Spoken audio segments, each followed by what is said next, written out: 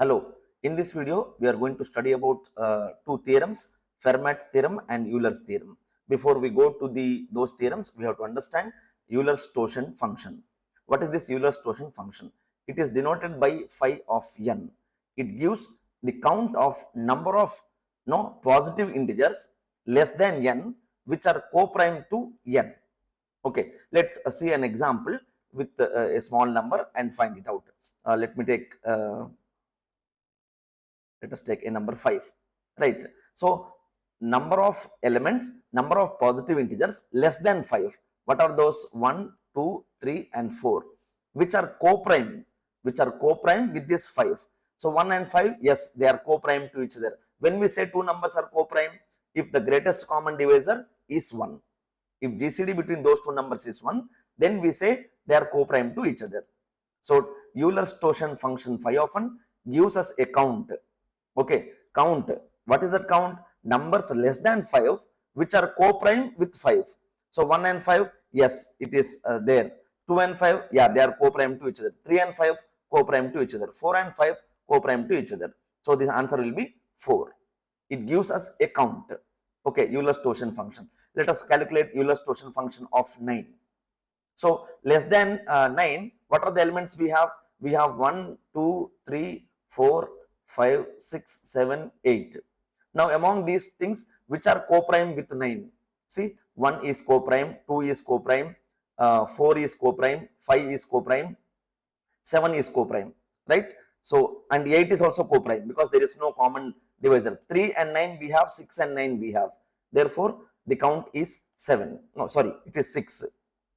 This is because 1, 2, 4, 5, 7, 8, right? So this is Euler's Totient function. It gives us the count of number of positive integers less than n which are co-prime with n, right? One more we will do. Let's find out Euler's Totient of 7, or maybe if I do for 12, for example, right? So how many numbers are there less than 12? 1 to 11. So in that list we have 1, because 1 and 12 are co-prime. 2 and 12, no. 2 and 12, no. 3, 12, no. 4 and 12, no. 5 and 12, yes. 6 and 12, no. 7 and 12, yes. 8 and 12, there is a common no divisor. 9 and 12, also there is a common thing. 9, 10, yes, there is a common divisor. 11, yes. So the count is 4. Okay, so this is Euler's Totient function. We will be using this in the next theorems which we are going to discuss.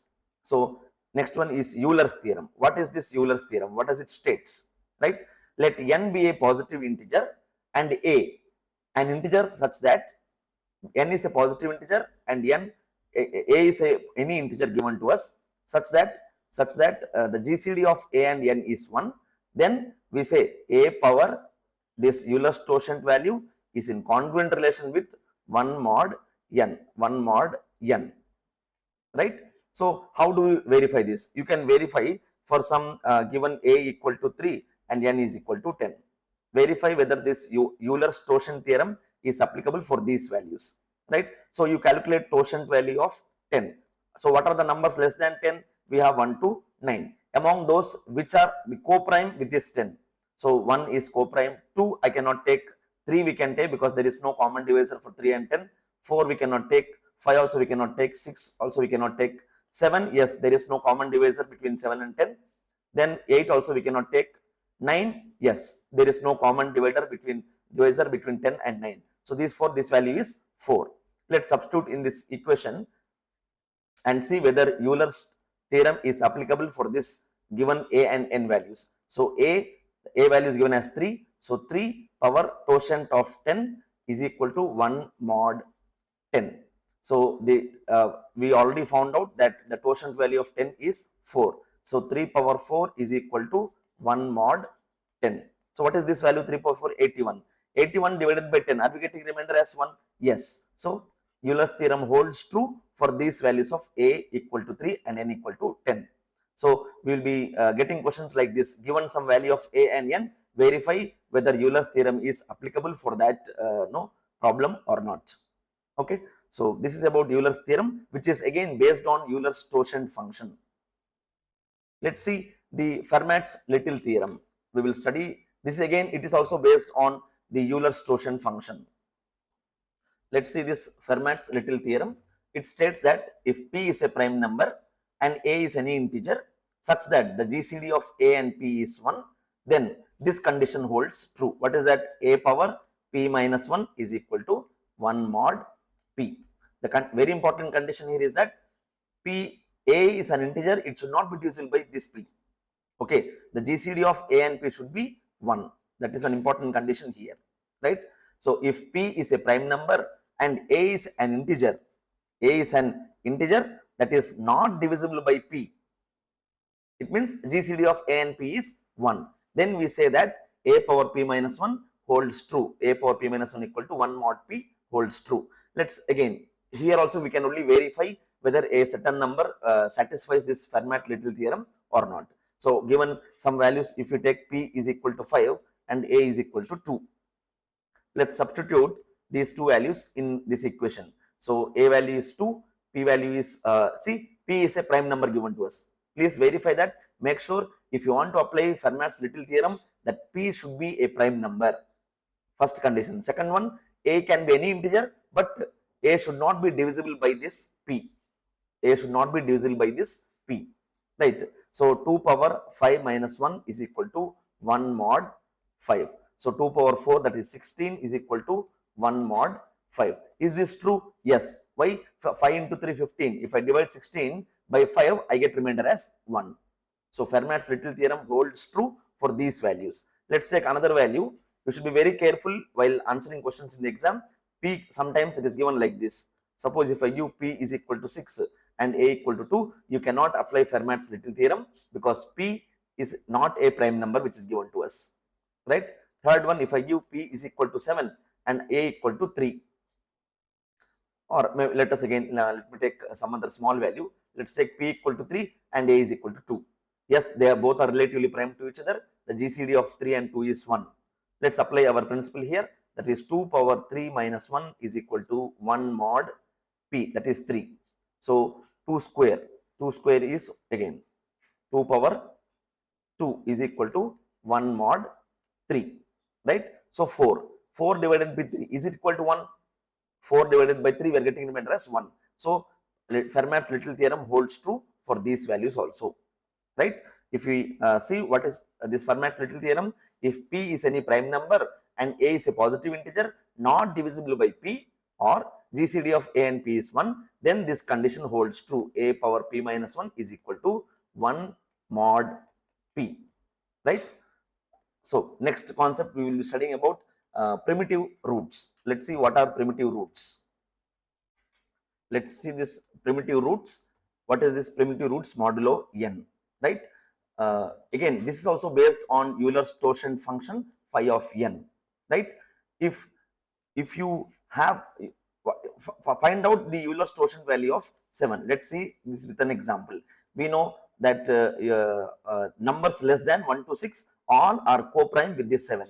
So 1, 2, 3, 4, 5 and 6. Therefore, the count is 6.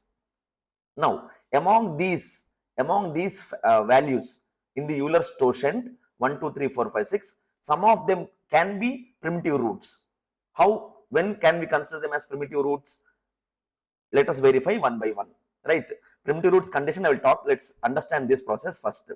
Given Euler's Totient value, suppose n value is given as some 7.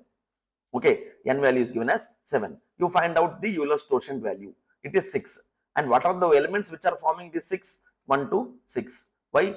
Totient value says that Totient function gives a number less than n, which are all co-prime with the actual number n, right? So we have 1, 2, 3, 4, 5, 6 here. Now let us verify whether 3 is a primitive root of 7. Can it be called as a primitive root of 7 or not? What is the procedure to do these primitive roots? Substitute 3 power this 1, apply mod 7, 3 power 1 mod 7. So this is again 3. Then 3 square mod 7. So 9 mod 7, answer is 2. 3 cube mod 7. Again 7 3 is 28. So 7 3 is 21 and this is giving 27. So we get here remainder as 6. Then 3 power 4 mod 7, that is 81 by 7. If you do, you get here the value as 4. Then 3 power 5 mod 7, if you calculate, you get this value as 5. Finally, you calculate 3 power 6 mod 7, you get value as 1. Now, after doing this, see, I have taken a number 3. You can take any number from 1 to n minus 1. N value is 7, you can take 1 to n minus 1. In that, I have randomly chosen 3 to verify whether 3 can be called as a primitive root of 7 or not. How do we verify that? 3 to the power of, that you take 3, no? 3 to the power of totient values. All the totient values, 3 power of totient values. If that mod p, that is 7 given here, if it produces distinct values, see 1, 2, 3, 4, 5, 6. By substituting these totient numbers in the power of 3, we again got the same totient values.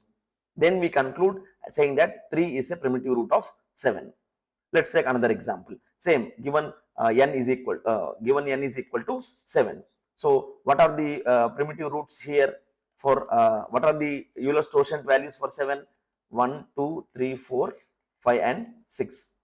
Let us verify whether 2 is a primitive root of 7 or not. How do we verify? You take 2 power 1, you take 2 power 1 here, apply mod 7.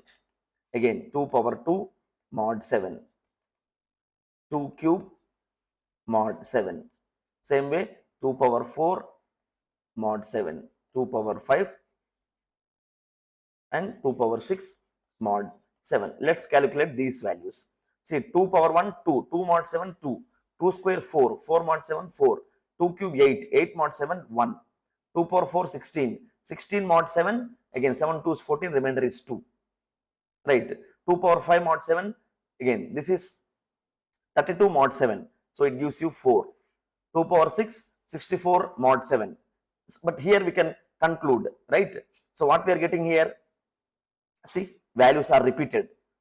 Whatever results you get after applying the power of those totient values, all the values should be distinct and they should be these totient values. Then only we can say that 2 is a primitive root of 7. In this case, we can conclude that 2 is not a primitive root because we are not getting distinct values as output. When we get distinct values, those values should be of this totient values. Whatever totient values we have, 1, 2, 3, 4, 5, 6, those values should be there in the result. If that is not there, we can conclude that 2 is not a primitive root of 7. So all these three important algorithms or theorems are based on the Euler's totient value. What is Euler's totient value? It gives all the numbers less than n which are co-prime with this n, right? So these are the few concepts in number theory.